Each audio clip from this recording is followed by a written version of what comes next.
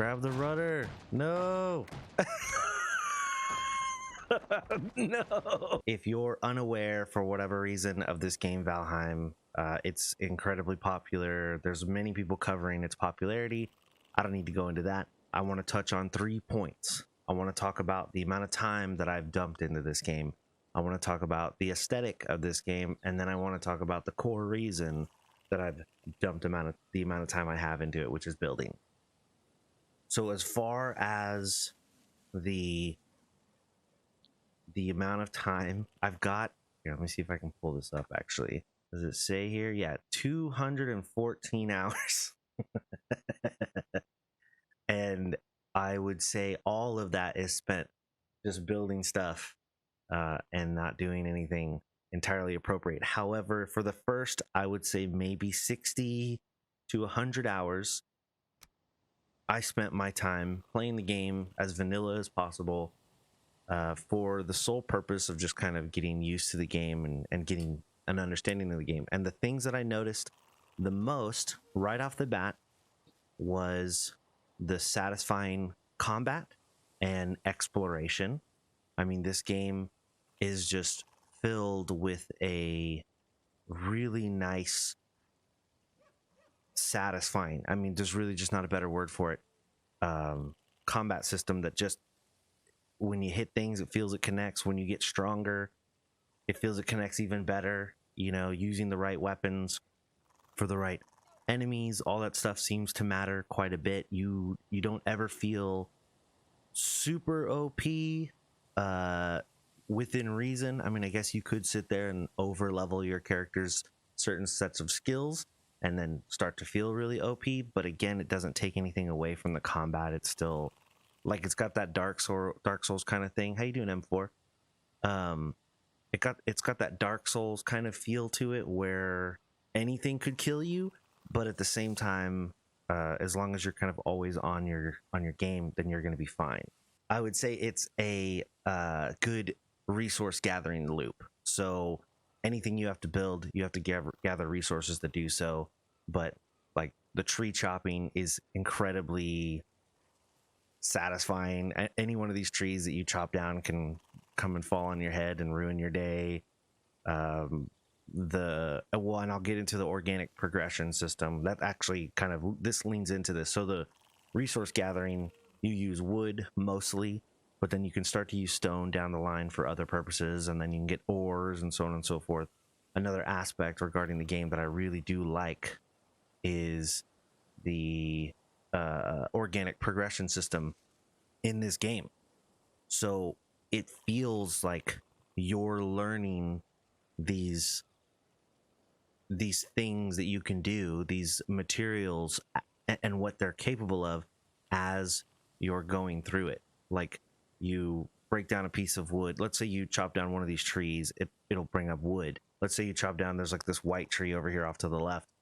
So you chop down that, it'll give you what's called fine wood, and fine wood will unlock a whole other like tree of stuff just because you see it, and it makes a lot of sense. You're like, oh, like I know what I can do with this, rather than having like a level progression system. Like, now you're level 10 and now you know how to make a sword. It's more like, I don't know how to make a bronze sword because I've never even seen bronze. And the second your character sees bronze or sees copper or sees tin, then your character's starting to be able to come up with things to do as that. Just as far as the aesthetic and like the organic progression system that's in this game, that's kind of how it feels. It feels real, like oh, I just learned. You feel like you're almost learning it with the character, and it sets well into the setting, which is kind of another thing I'll get into. But one more thing regarding the hours of play, regarding the amount of time that you can dump in this game,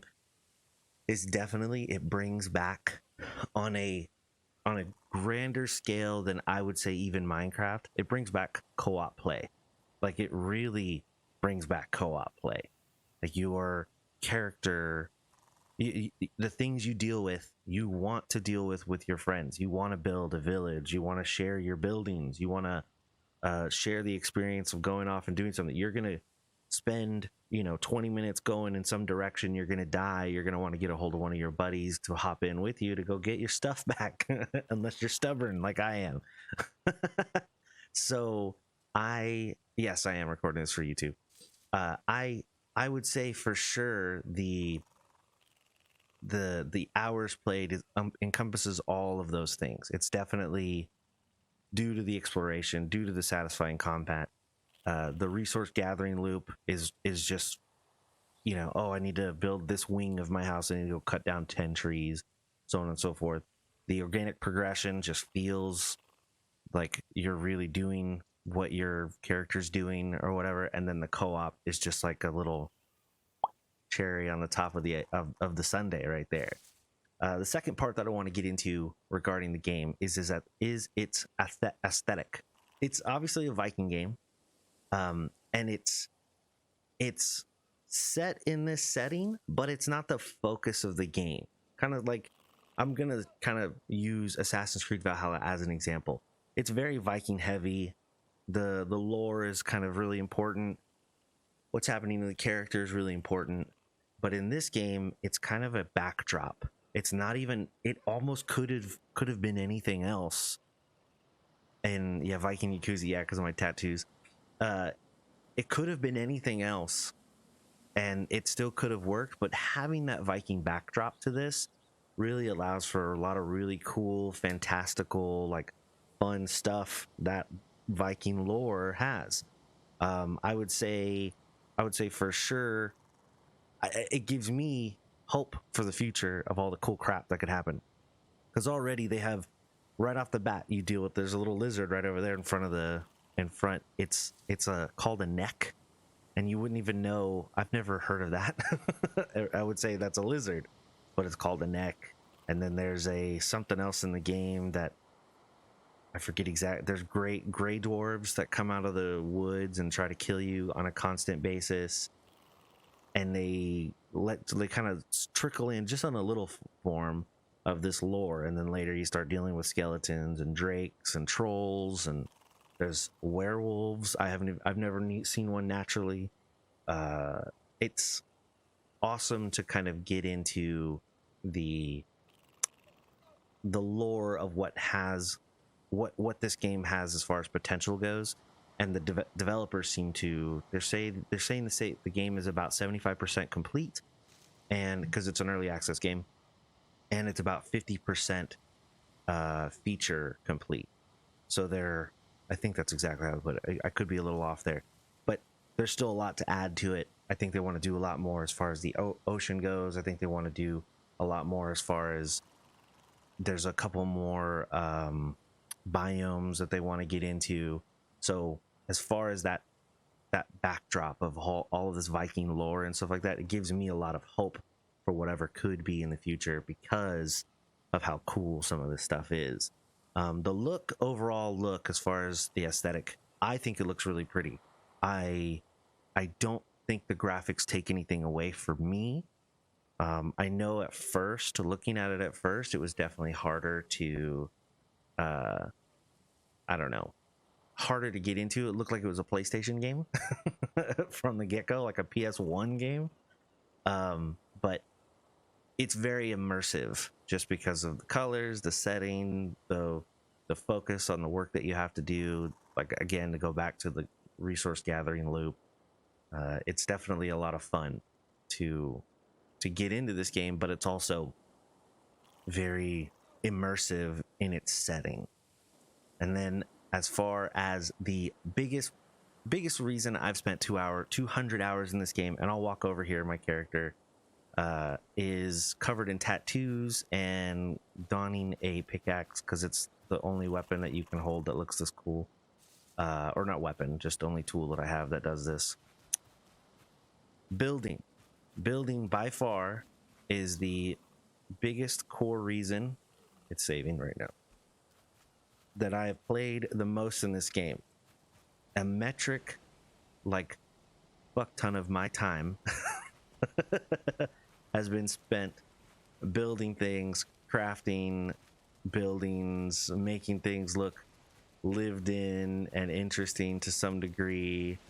I cannot get enough of the building in this game. It's got this integrity system that kind of makes you think. You can't just build, you know, things and then build it straight out forever and make like a huge flat area over the ocean to your heart's content. You have to think about structural integrity.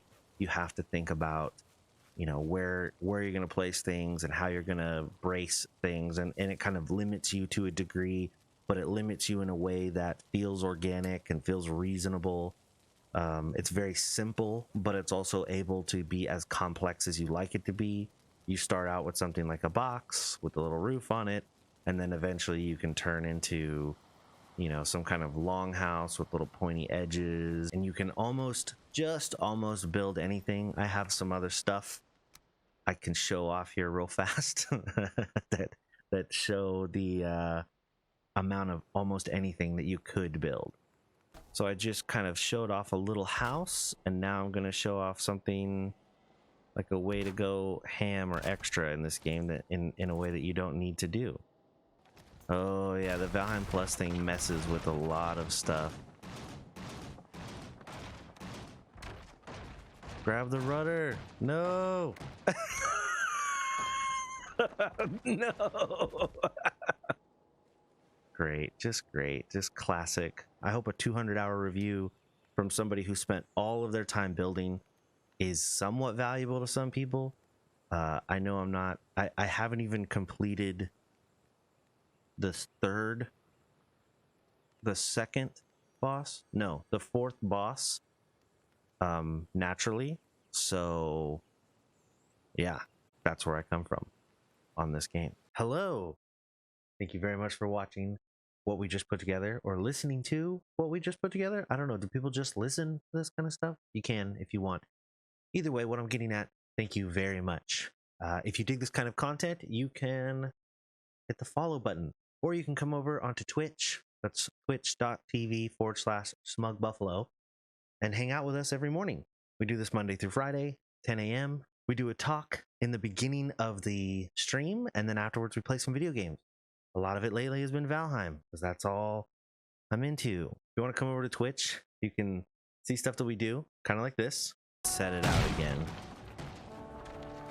Oh, I don't think we're going to bounce this time. Ooh, oh, shit! That was like a perfect kickflip. So that's that. Thanks again, guys. I appreciate you all, and I will see you in the next video. Bye.